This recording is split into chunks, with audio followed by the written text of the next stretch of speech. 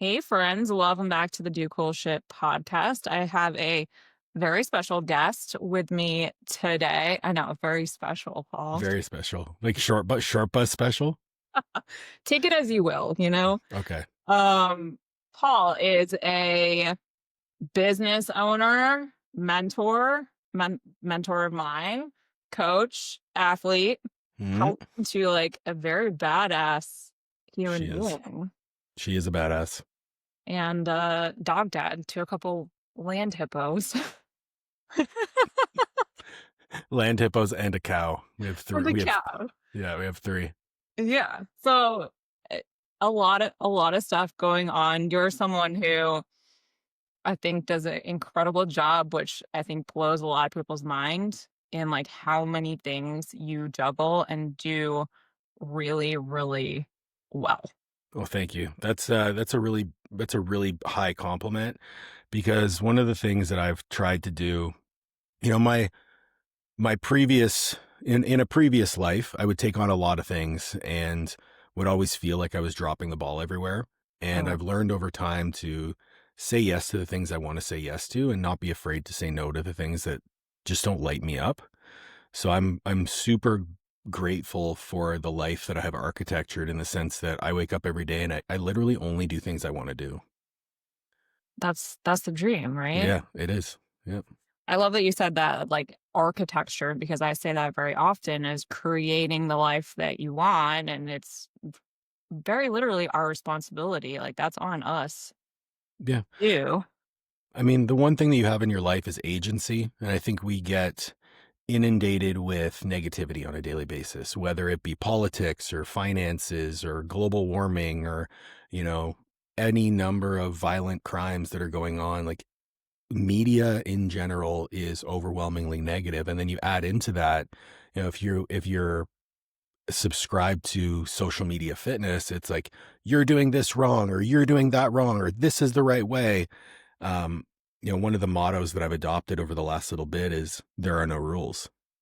The only rule is that I have agency and I can make choices and I can take actions, and those actions and choices are my own. And if my actions and choices align with the goals that I have, well, I'm going to be in a good place. And sometimes those goals are big and sometimes those actions are required to compound over time.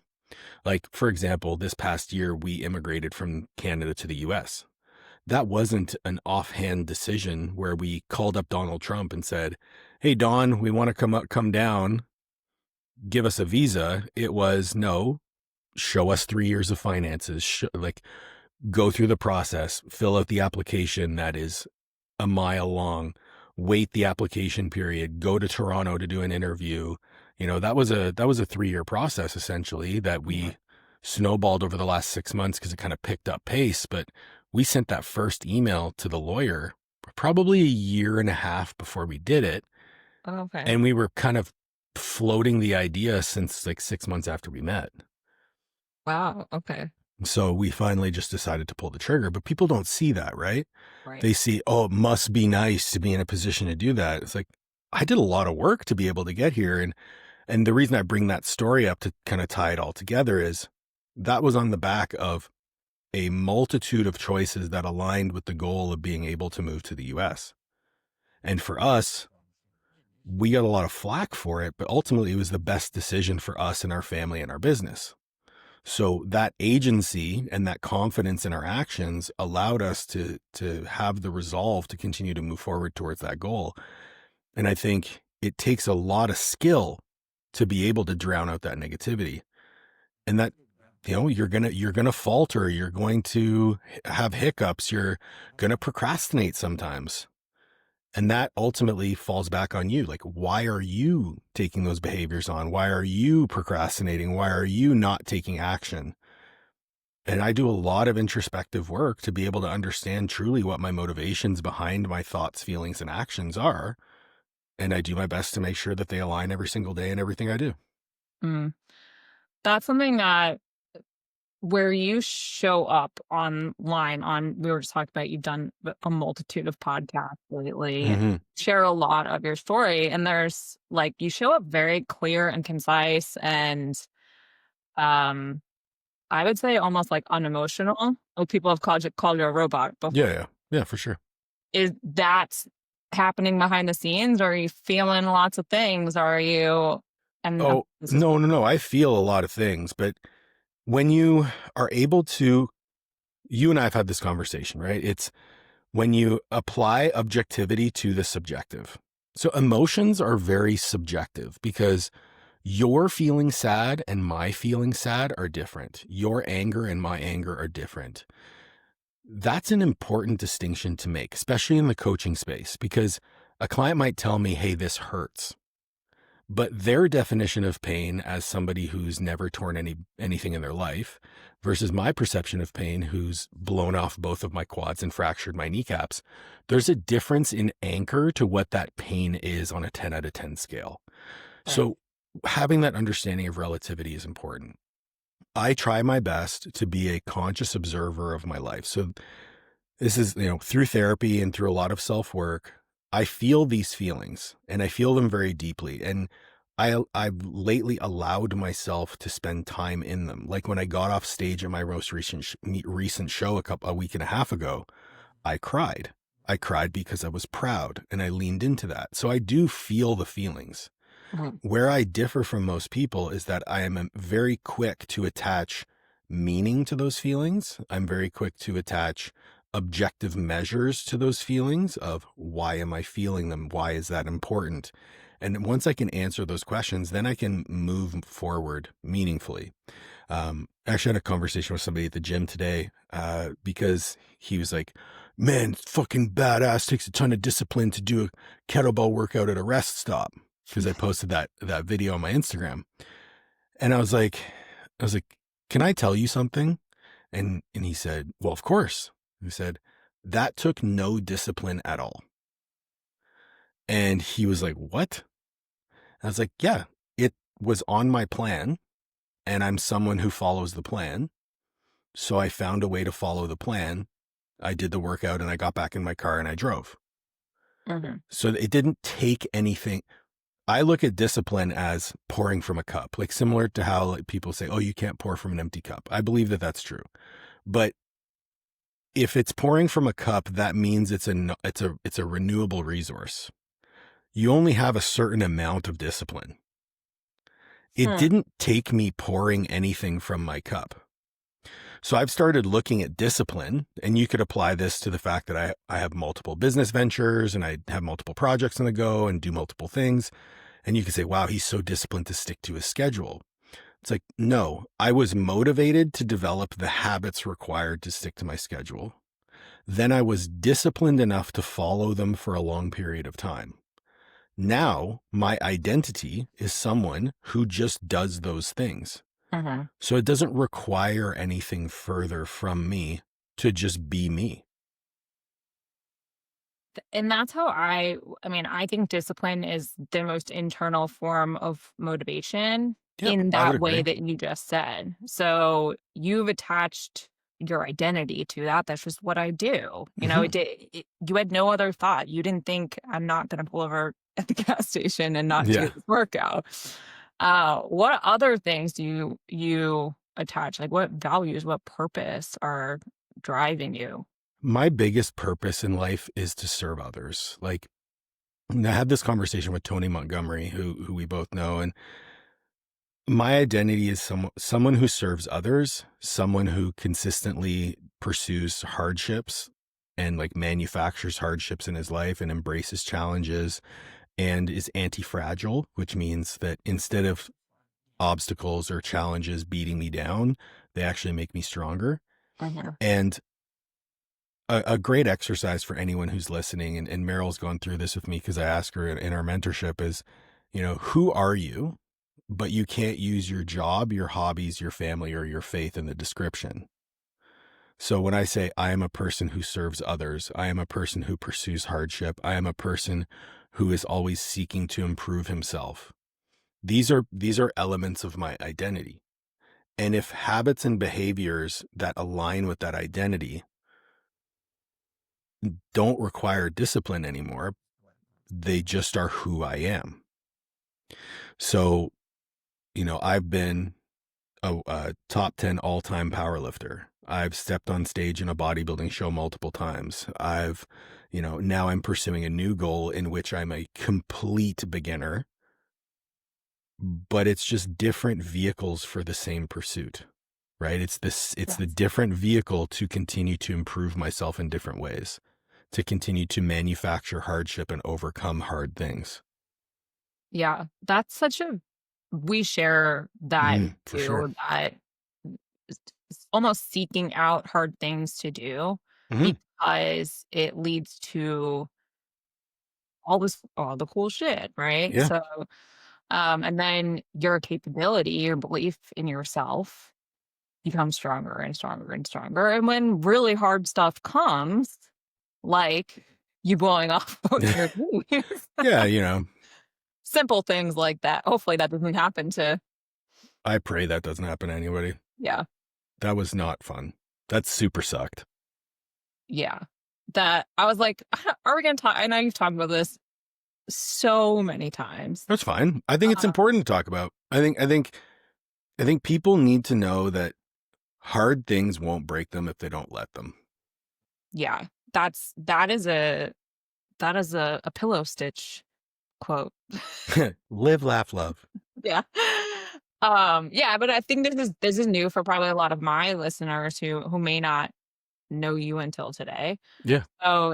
So yeah, talk us through it. I don't need to. Sure. So July 13th of 2024, I lost my balance with a 750-pound squat and ended up tearing both my quads. So I fractured my patellas. So my kneecap snapped in half and my quad rolled up my leg. On the 14th, I had surgery. And then on the +7, carry the 2, on the 23rd, so 9 days later, I was back home in a wheelchair for 6 weeks. And I knew then and there that it wasn't going to break me. Mhm. I've been through hard things and I looked at it as an opportunity. If I'm going to say I'm someone who pursues hardships and is fortified by them, this was the perfect opportunity to galvanize that identity, right? To prove to myself that I am who I say I am. Mm. So from that moment, I took every action I possibly could towards recovery. And within those first 6 weeks, when I was in a wheelchair, there was about 8 hours of recovery happening every single day, whether it was, passive modalities, whether it was active rehab, whether it was ice, whether it was nutrition, whether it was supplementation. Everything was done in order to facilitate recovery. And then as soon as that 6 weeks was up, because you have to wait 6 weeks for the anchors to heal to the bone, as soon as the bone was healed and I was allowed to stand, they told me I was going to be in a walker for 4 weeks. I was in a walker for 4 hours. They told me that it would take about another 6 to 8 weeks in these. I had to be in these hinged knee braces. I think I wore them consistently for 2 weeks and then I took them off and was only wearing them when I was in public so people wouldn't touch me. Um, but I think by week 12, I could squat with my body weight. Yeah, that's 90 days post, I could squat with my body weight full depth. And then I was back to training, like legitimate training, within 16 weeks. And they told me that it would take a year. Mhm. But that's on the back of being who I say I am.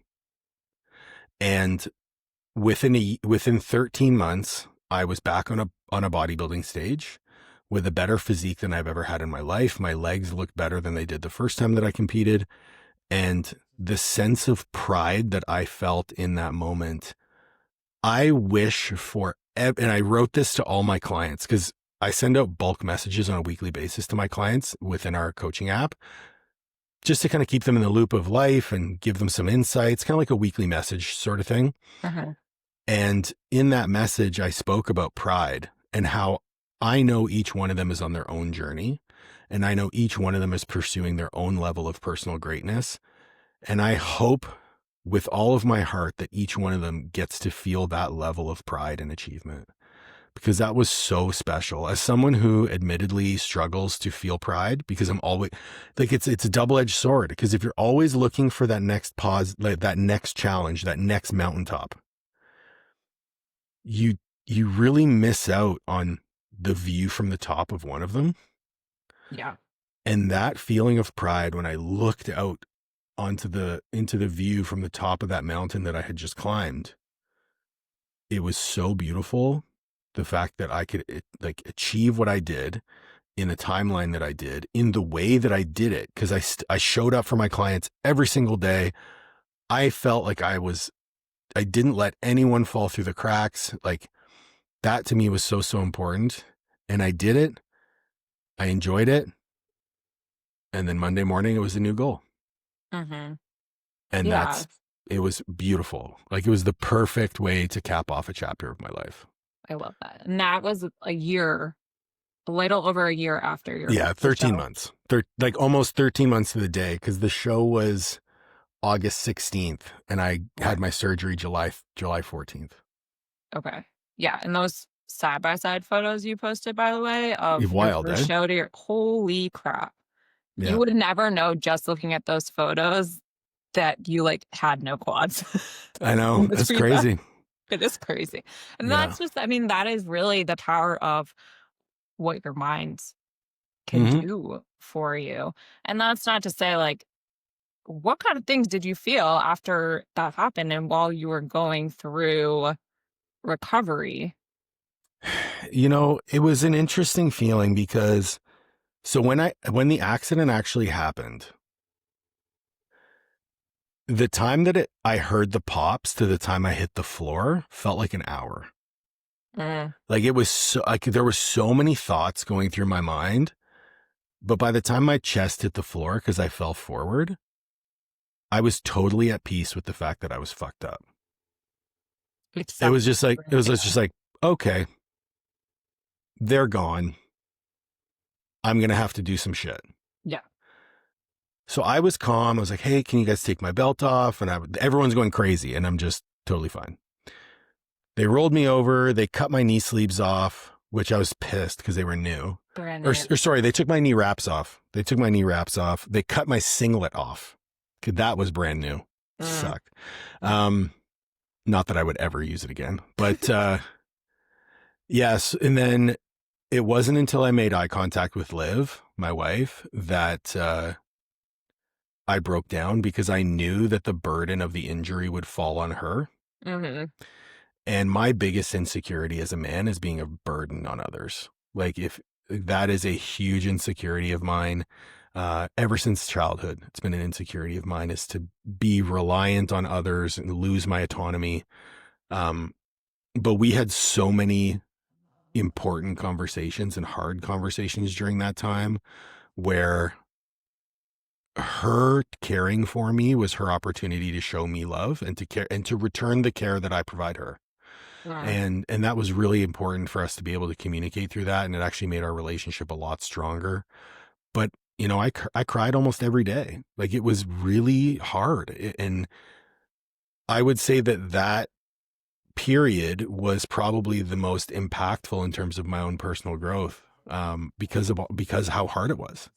You know, the pain was the pain. You detach your quads from the bone, like it's going to hurt.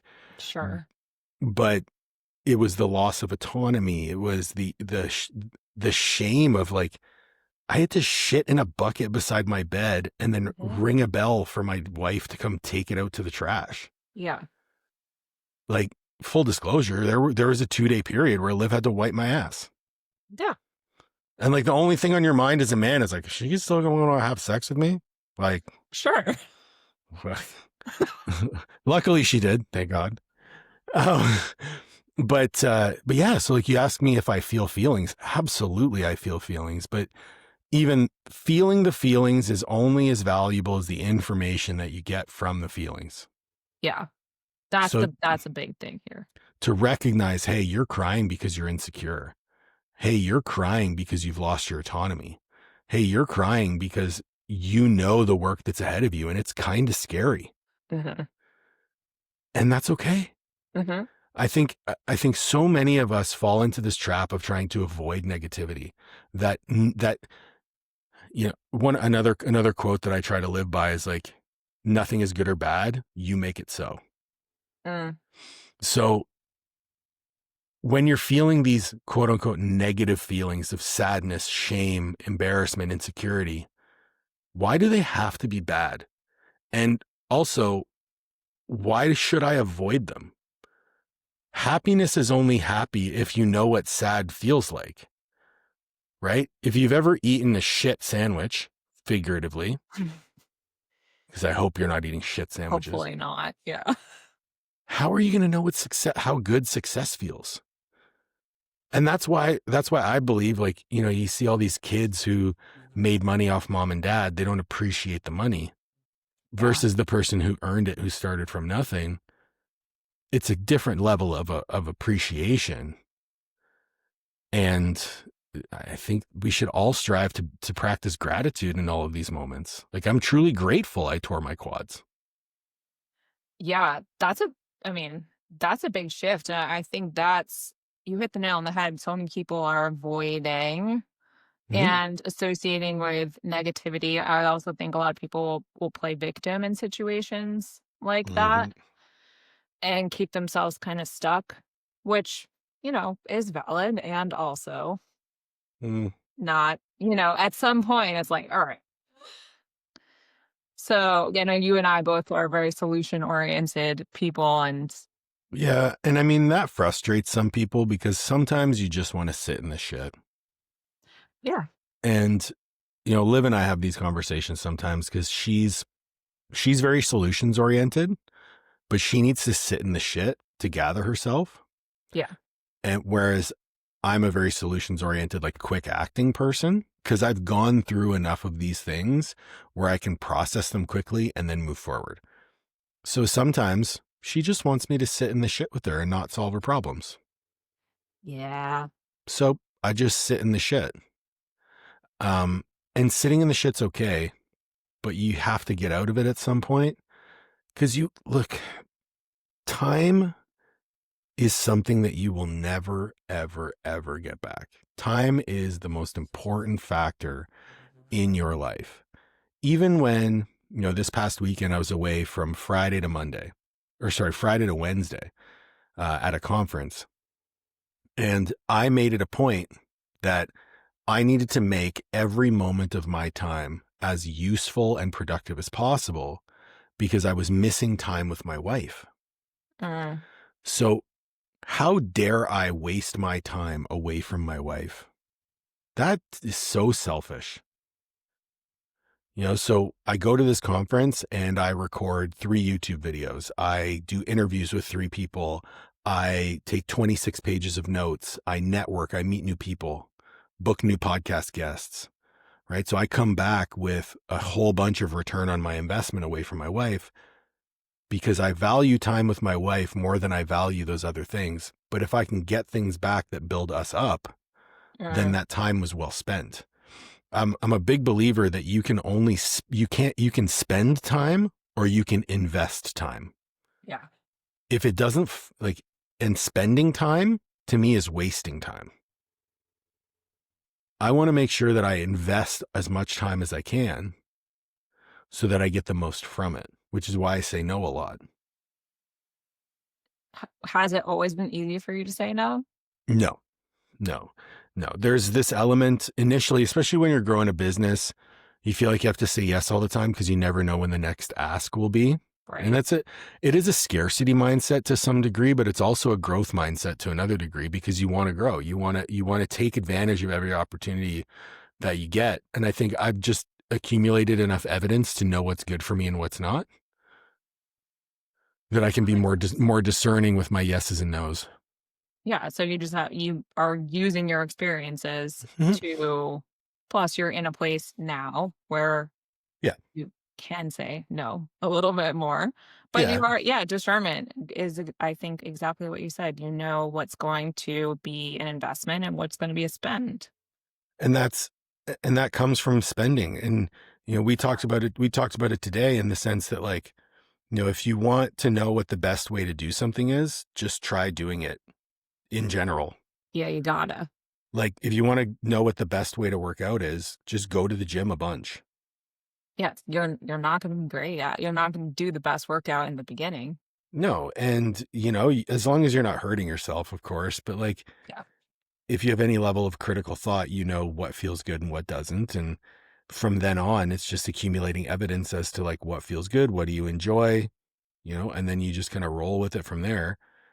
If you fall in love with it like you or I did, you kind of dive into it full steam and learn as much as you can, or you hire a coach and that coach expedites your education and kind of leads you down the path of making those discerning decisions of, hey, this is working really well for you, this isn't working really well for you, hey, you tend to favor fats over carbs, so let's swap some calories around. Or even now for me, it's like, hey, like high protein diets really aren't working for you anymore at your age, and after pushing protein for so many years, let's reduce your protein. Like, guess what? Eating less than a gram per pound of body weight, and I'm not losing muscle. Like, Muscle. Yeah. so, all of these things come from just accumulating evidence. And I think a lot of us get stuck in the negativity, being a victim, understanding that, hey, it's probably okay. Here's a great analogy, or just example story, perhaps. I was a fat kid my whole life.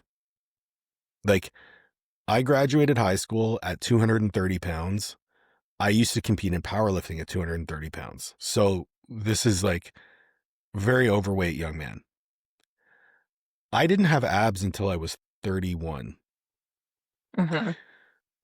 Now, because I know what it takes to get abs, I live my entire life with abs. And I know what decisions are required in order for me to do that. I know what actions are required on a daily basis like to do that. And I just do those things because I value my body image to that degree. Hmm. Now, when I got hurt, I didn't have abs anymore because Shocker. my step count for 6 weeks was 41 on average, Yeah. 41 steps a day. Those are probably really nice steps for you to take, though, on those days. They were transferring from the bed to the toilet. Yeah. To your bucket. Uh, yeah, to my bucket. So as soon as I was able to reestablish those habits, I just reestablished those habits and my body composition improved and I was good to go. But I could have got stuck and be like, fuck, I'm so far behind the 8 ball. I could have Hmm. pressed the fuck it button Hmm. and just ate whatever I wanted.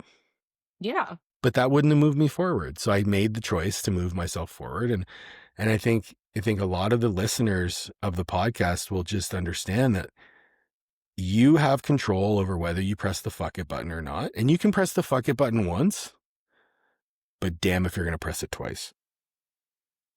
Yeah. I think that goes into expectations a lot is, pressing it multiple times and you're upset about where you're at. Then that's a real look in the mirror situation there. How many times do you have to press the fuck it button before you become the person that just presses the fuck it button? Right. Yeah. So I had a conversation with a client recently about self-trust. Okay.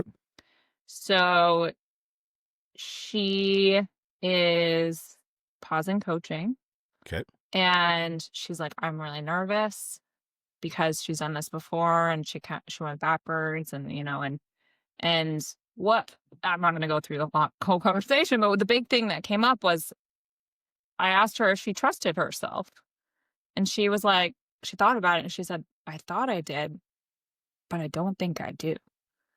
And so we That's a went powerful over statement. like, how can she build that self-trust? Because I told her, I said, you have all the skills, you have all the tools, and you know what is supportive for you. Right. You know what aligns with you feeling good, your goals of being healthy and being around for your family and like all of these big, deep things. Mm-hmm. So it is time for you to do the things To do cool shit. to do the cool shit. Yeah. And build that self-trust. I think keeping promises to yourself is one of the most powerful things that you can do. It is the way, like, so if you want to get like all sciencey and shit, and I wish I was wearing my glasses so I could push them up. We'll superimpose them on your face. So there's a concept called self-efficacy. And self-efficacy is essentially your confidence in your competence to achieve a Mhm. goal. And the way that you develop self-efficacy is through evidence. And ultimately, that evidence is what's going to dictate whether you trust yourself or not. Every time you keep a promise to yourself, that's you accumulating evidence. And why that's important is you have opportunities every single day to collect evidence. And if you look at a bucket, so say you have a bucket and you have grains of rice, and every grain of rice is a promise that you've kept to yourself. Every time you break a promise to yourself, you have to pull out 5 grains of rice.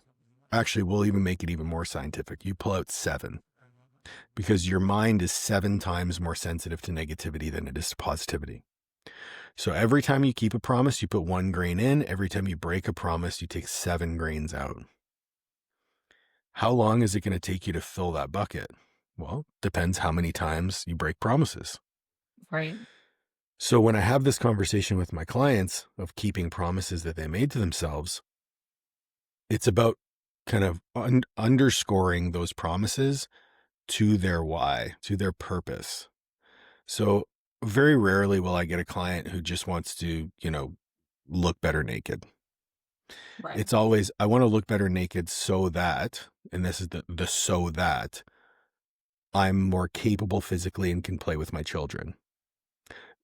If you want to ask me what my why is right now, my why I haven't run until last Monday. I hadn't run in 15 years. I hadn't jumped probably in 5. Mhm. I hadn't done high intensity interval training or whatever in years. The reason I am pursuing this goal that I'm pursuing, yes, I would like to compete in something called tactical games, which requires these things. But my biggest why is that we want to start a family, and I want to be physically capable enough to play with my child whenever they want to play. That is my why. And a lot of our clients have similar whys. It's just veiled under this aesthetic goal or this body weight goal or, whatever it might be. So your client who doesn't trust herself, has she accumulated enough evidence to believe that she should? Yes. And that's the thing. So looking at past patterns, and I said, you are aware of all of these things. You're aware of what past patterns are. That's the hardest shit. Yep. When you're aware, you have choice. And hmm now you get to choose. I think one of the big, that comes along with the awareness piece is it allows you to slow down time.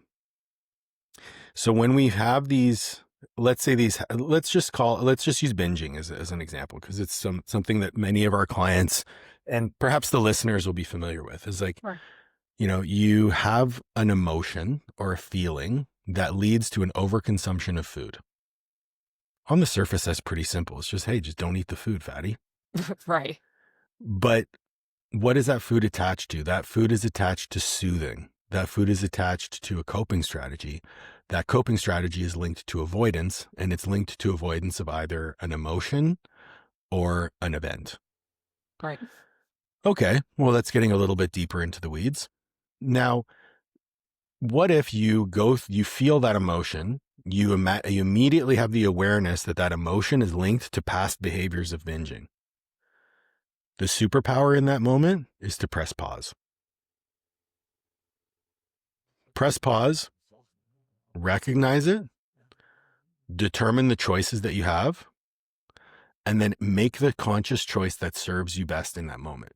Mhm. And this is where I differ from a lot of coaches. Sometimes the best choice for you is to eat the treat. Yeah, I agree. The difference is when it's a conscious choice, you'll eat one. Exactly. And that is called balance, Sure, if we want to call it that. right? I think So go ahead. the intention behind the action is going to make the massive hmm difference. The cookie isn't bad. Nope. Nothing Why is are good or you bad. eating the cookie? Exactly. So, last weekend when at the show, it's like, oh, what did you eat post show? It's like, I had a burger and fries, and I had a piece of carrot cake, and I had a cookie, and I had a cinnamon bun. It's like, yeah, that's a lot of calories, and I Mhm. paid for it, but I totally could have kept eating. Like, without question. I was really full, but I'm like, I could keep eating. And I had stuff that I could have eaten. I Right. just didn't because I knew that I could have the food later if I wanted to because I'm no longer on a restricted diet. Right. Funny enough, I didn't choose to eat anything, but you know, it's all about the being able to press pause and realize, okay, like I've had enough now. I'm good. Those are the skills and tools that I spend so much time with my clients with, and I Absolutely. know that you and Liv spend a lot of time with your clients with that as well, because those are the game changers. And that is when, like you said, self-efficacy, competence, autonomy, Yep. that's what we want. That's what we That's want. It's the gold that's what standard. yeah, and that's what makes people just like, I just want to be able to do the things or know what to do or whatever. Like the answers are inside, but you also have to build the evidence, as you mentioned earlier. Yeah, digging deep is something that I think people run away from a lot because it's a this is another word I've had on my mind. So I've had the word discipline on my mind. I've also had the word vulnerability on my mind. Oh, I want to talk about this. Yeah. So vulnerability is a really interesting topic because the definition, like the literal definition of vulnerability, means susceptible to attack. Yeah. I think all of us strive as coaches to create safe spaces for our clients. And I think most of us who are actually invested in coaching do a really good job of it. I think we do a really good job of approaching clients' issues with no judgment. I think a lot of us open up dialogue in a way that allows clients to feel free to communicate with us, which is so important. But the vulnerability doesn't need to exist within the coach athlete relationship. The vulnerability needs to exist within the athlete themselves. They need to feel safe to be vulnerable with themselves because they are the ones that are attacking themselves. And the attack comes in the form of guilt, in the form of shame. And those are so sticky. So sticky. And it's to me that is the cool part. And I came across this with a conversation with a friend of mine who's actually she's a holistic sex coach. Oh, interesting. Yeah, and when you're talking about like obviously sex is a very intimate topic, and she's requiring her clients to be very open with her so that she can help them solve their problems. But for her, it's not about creating a safe space within the relationship that she has with them. It's creating a safe space within the relationship that they have with themselves so that they can voice their vulnerabilities and not feel susceptible to judgment. Yeah, that is an interesting way to think about it. I honestly haven't thought about it in that way. I hadn't either. And it did reshape the way that I have conversations with my clients, especially in with regards to relationship with food, because food has so much attached to it. It's the way we connect. It's the way that we bond. It's the way that we celebrate. It's the way that we mourn. It's the way that we, uh, it's the way that we soothe in a lot of instances, which is, you know, where a lot of binge eating and bad Mhm. relationship with food comes from. But it's not the actual act of eating the food that's the problem. It's the judgment that comes after the fact. And I'm not judging them. So the only person that's judging them is themselves. So they're susceptible to attack from themselves. Yeah, Ooh, that's yeah. tough. That is tough. And yeah, the vulnerability of, because you're right, you need to face yourself with that first and foremost. Because honestly, from a coaching standpoint, nobody's going to tell me the truth if they're coming in it with this blanket of shame. Hmm. So being able to face where you probably didn't like that you did it. It didn't feel good, obviously. No, I had a client recently within the last 2 days. So she competed at a show. We did a 4 week kind of, we'll call it a recovery diet slash refeed. Or like, yeah, a little bit of a diet break for 4 weeks. Okay. And then she's competing again in 10 weeks. So she was up about 6 pounds from stage weight, which is a very healthy place to be. She actually regained her cycle, which was awesome. But Wow. then within the first week of us restarting her prep, she binged twice on 500 grams of cashews. Wow. And so she came clean to me and she was like, "Hey, I have to tell you this because I respect you and I did the work. I did the reflection. I journaled about it. I know exactly why I did it. but I need to tell you about it. And my first question was, what did you eat? Mm. And she said 500 grams of cashews. And I said, oh my God, go get some stool softener and get that thing moving through your body. Because, and not, and sorry, I have to caveat this.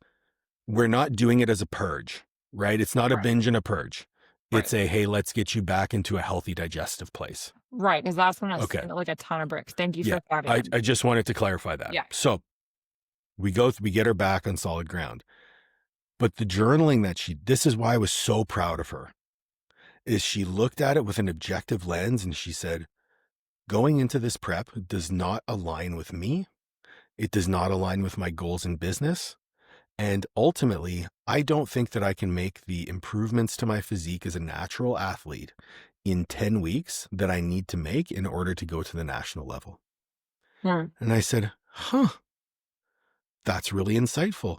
What do you want to do instead? And she said, I would like to go into an off season with you. I'd like to build my physique. I'd like to grow a little bit. And then I would like to prep in the spring.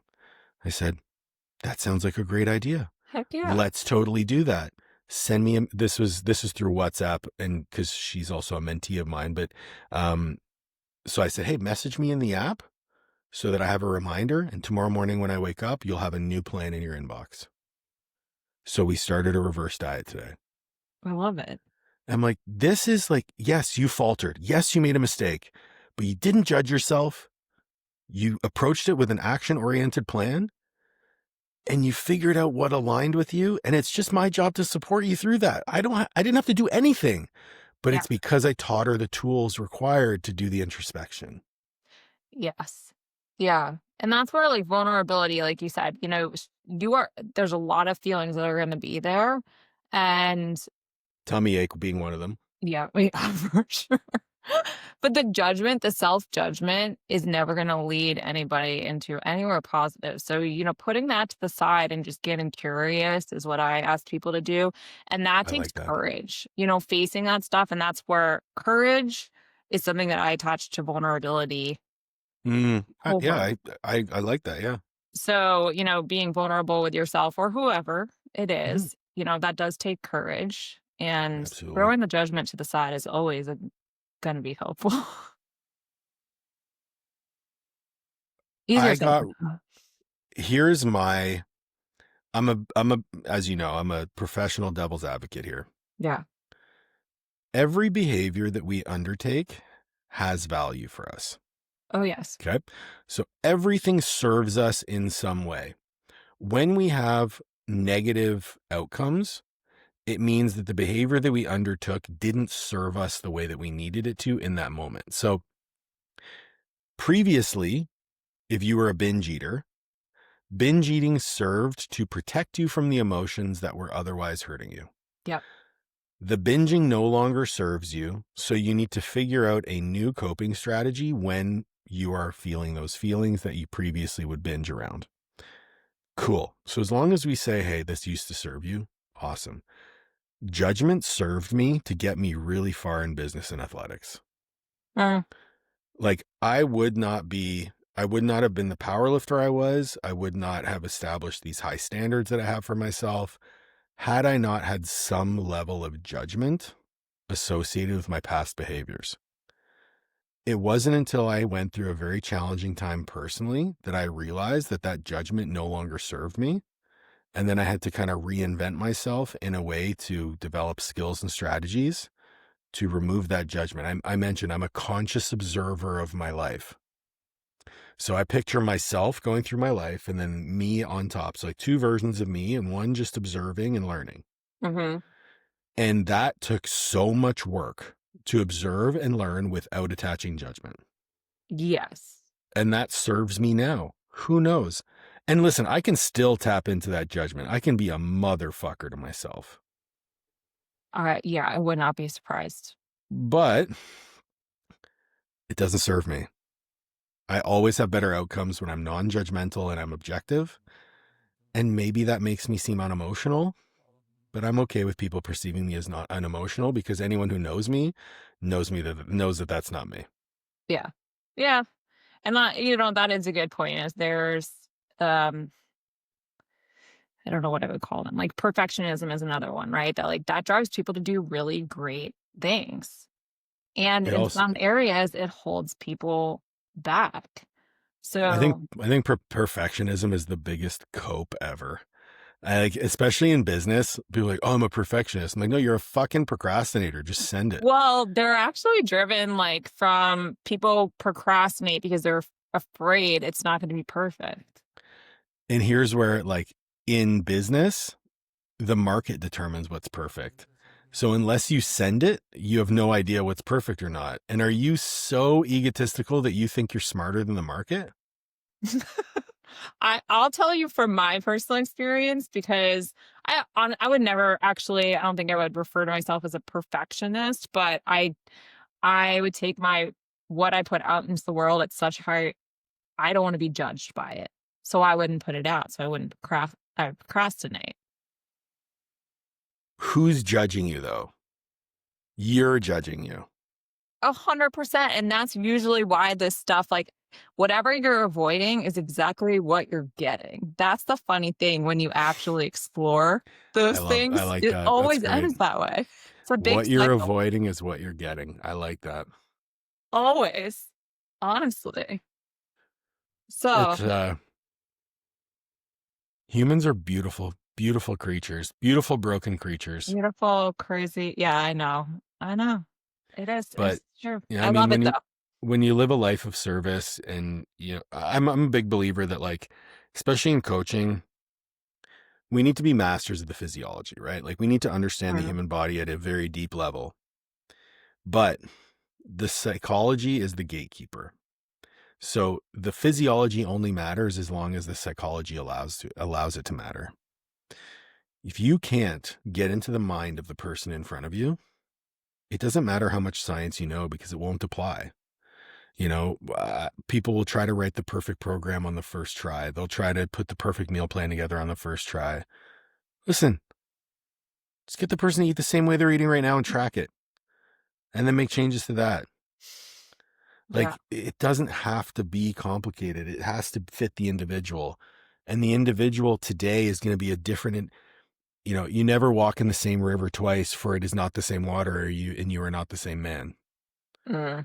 It's, we are always changing. We are always growing. So our approaches to life need to change and to grow. I know that, when I become a father, I'm going to be a different person. Yeah. I know that when our business changes, I'm going to have to change with it. I know that, and on that same note, is I know that as I change, our business will change, because I've seen it. It's happened. Yeah. And, maybe I'm dating myself, but, like, I've been doing this for 20 years. I'm not the same coach I was when I was 18. Hopefully not. Hopefully nobody I 20 was years later. so stubborn, Meryl. So stubborn. Can't imagine. Can't imagine So sarcasm. stubborn. I thought I was God's gift to strength and conditioning. Well, as I would say, like, a lot of 18-year-olds guys are. We see that on social media now a lot of the time too. Mm. So That's one thing. Like, if there are any coaches listening, social media, it's not the solution to your problems. no. I will say, being a social media influencer is not going to make you $1 million. I know a lot of very influential influencers who are broke as fuck. And I know a lot of people with sub 10,000 followers making great money. Yeah, and All probably you, living a more fulfilled life. oh my God, I'm one of them. Like full disclosure, like, I make more money now than I ever thought I would be making in my whole life. But I do it because I have like 100 people who fucking love me. And that's all you need. Mhm. Eh, if you lead with service in this industry, so if you take all that we've talked about here in this podcast, and you realize that everything that we've talked about is with the aim of helping people, right? To better understand people and better understand their behaviors and lead them in a better, more valid, more accurate direction of their life. If you lead with service and you have 10 clients, and each one of those people love you and can't stop talking about you, and just refer you one person, you doubled your revenue. You don't even have to have a social media account, and you doubled your revenue. So achieve, like having 10,000 followers or 20,000 followers or 30,000 or 50,000 or a million, doesn't matter. Because if you can't serve people, you're never going to run a successful business. So take that, what you just said, and spin it now into a way that applies to someone's life in general and doing cool shit. Oh my God. I know. Stop thinking about other people. Like worrying about being judged by others, worrying about other people's opinions. The only opinion that matters is the person you spend the most time with every day, and that's you. If you are keenly aware of who you are keenly aware of your values, and you're keenly aware of your goals, and all of your thoughts, feelings, and actions align with those goals, you're going to live a really cool life. And one of the, coming back to social media, one of the changes that I've made to social media recently is I only post things that truly align with me. And I don't really care about who sees it or how many views it gets or how many likes it gets. And you can say, oh, that's bad business. I'm like, no, it's not, because my Yeah. business is doing great. Right. So it also calls into question, like, what are your metrics of success? What do you define as success?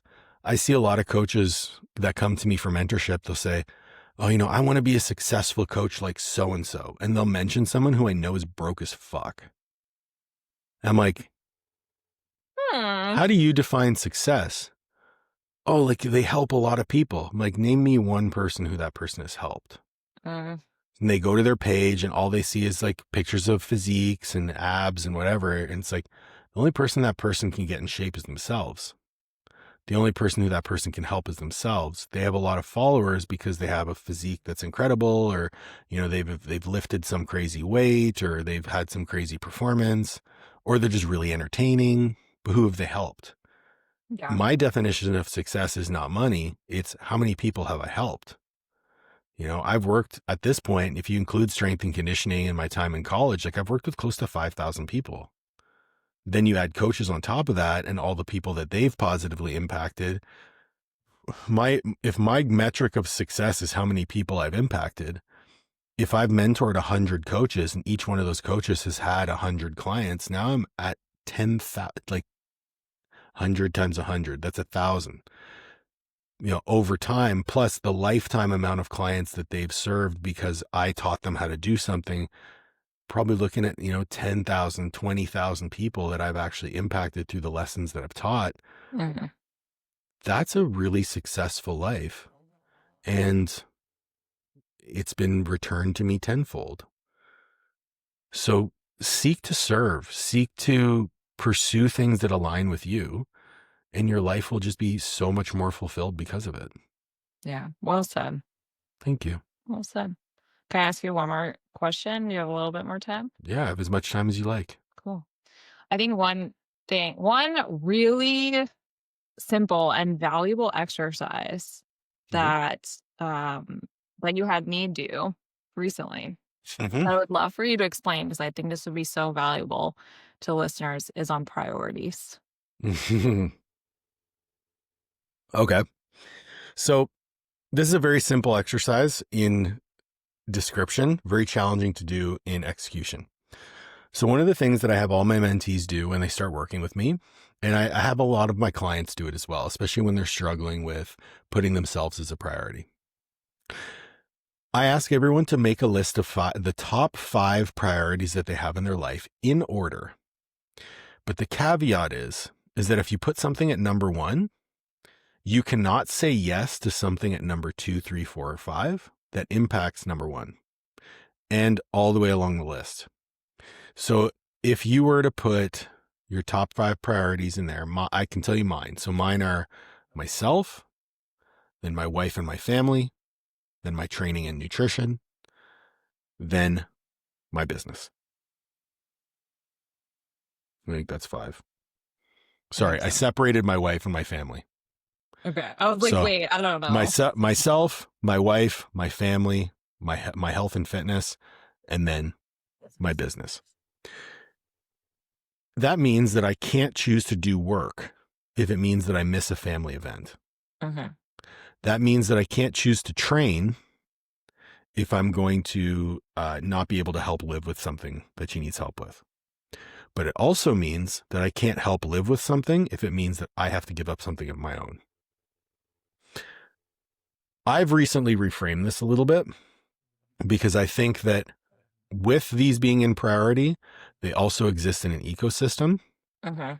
because my fulfillment comes from showing up in those other areas. So putting myself first to me puts me in a position where I'm never pouring from a cup, like a full cup. I'm actually pouring from the overflow. Mm. So I never pour from a cup, like a full cup. I never pour from an empty cup. I actually pour from the overflow of my cup. So I'm always full. Now, what fills my cup? Being a good husband, being a good son and brother, showing up in my training and nutrition, running a successful business and serving my clients. All these things fill my cup. So to look at this kind of in isolation or in silos is really challenging, but the exercise holds true. If you were to organize these in the top 5, where would you put yourself? Most people would not put themselves first. And that's a fucking problem. Yeah, and I will say that the first time I went through that, I put myself second, and it didn't feel right in my body. Mm-hmm. I will tell you, I was like, "This doesn't feel right." But Mm-hmm. some subconscious was like, "You can't put yourself first." Yep. You feel guilty. You feel shame. Yeah. But I do believe that selfishness is a virtue. Yeah, I And agree. as I show up for myself, I show up better for others. And it's part of the reason why, I still work probably 10 hours a day, but I also intersperse things that are important to me within the day. Like I wake up first thing in the morning at like 4:30 and I work because it's important to me. Then the next 3 hours are devoted to fitness. And then I work for another few hours and then I do some fitness. And then I work for another few hours and I do some fitness. And I work and then I spend time with my wife at like 8:30, 9 o'clock. We go for a walk and then we go to bed. So I always finish my day with my second most important priority, which is my wife. And obviously throughout the day I see her because we work in the same house. But that's very important to me. And we're in a situation now where we live very far from our families. So that doesn't really factor into our day to day. But business is something that I fit around the other things. Whereas in the past, I put business before a lot of things, including my own mental health. Oh, yeah. And it definitely didn't have the outcomes that it has now, that it's 5th on my list. Isn't that wild? It's totally wild, but when you look at it, it makes sense. When you really understand it, it makes sense. Yeah. So if you can go through that exercise and really put your priorities in order and hold true to them, you will see some really powerful changes in your life. Yeah. I will speak from experience. This has been so helpful in decision making when I'm deciding between two things. And Yep. sometimes I'm like, shit, but it always leads me in a Yep. positive direction. So Absolutely. yeah. Cool. Well, I feel like our missed opportunity is with asking Mike like dumb questions at the end. So I'm gonna ask Oh, you let's some do it. Let's fun do ones. it. Okay. Paul, what's your favorite color? Blue. What shade of blue? A bit darker than this hat. So like a royal blue. Okay. Okay. Funny part is like have very few pieces of clothing that are that color, Okay. but Maybe it's I'll my get favorite color. you some more blue colors. Yeah. Um, what's your favorite dessert? Like, the specialty like stuffed cookies. Oh yeah. I could fuck up some cookies. Do you have like a favorite flavor you've ever had? No, there's a company in Edmonton, Alberta called Crammed Cookies with a K. Okay. Um, and their cookies are 1,200 calories each. So you know they gotta be good. Oh, buddy. I think one of the cookies weighs like 16 ounces. Holy crap. They are crammed. Yeah, that lives true to the Oh, name yeah. for sure. All right, well, I didn't write these down, so I gotta think off the dome. What's your favorite animal? My favorite animal, a bulldog. Very specific. I love our bulldogs. They're like walking cartoon characters. They're snoring. I'm surprised we can't hear any right now, but I kicked them out of the office. oh, Yeah. I love it. What's your favorite beverage right now? What's your Um, favorite zero soda right now? Now that you live in the United States, you have all the options. the one I drink the most is just like a normal Coke Zero. Okay. Um, Walmart has these like flavored waters. Oh, Uh, yeah. and they're like 89 cents for a liter. So we go through probably 30 of these a week. Love that. Um, my most favorite one that I've had in the last little bit is A&W cream soda. That's always in my I have a beverage fridge now, which I feel like is the epitome of I made it. It was Yes. what I always wanted as a child, you know? Yep. That's always in there. So bougie. So bougie. Yeah. And last question, this is not dumb, but what does doing cool shit mean to you? It means having the freedom to do what I want, when I want, where I want, with who I want. Love it. Awesome. Well, tell the people how to get in touch with you, reach you, all your info, plug yourself. Sure. So if you want to just get in touch with me in general, you can follow me on Instagram at Paul Oneid. My company's Master Athletic Performance for coaching at Master Athletic Performance on Instagram or www.masterathletic.com. Coaches Corner University is my education platform for coaches. So if you're interested in education or mentorship, it's at Coaches Corner U or www.coachescorneru.com. I also have the Coaches Corner University podcast, which is on YouTube, Spotify, all those places at Coaches Corner U. And then I've been recently posting a lot more on YouTube, trying to post 2 to 3 times a week. And that's at Paul Oneid _MAP. Cool. Love it. I'll put all of that information in the notes as well. Perfect. So, Perfect. thank you so much for being on the show. Thanks for being here. My pleasure. And Thank you. I'm gonna see you in 45 minutes.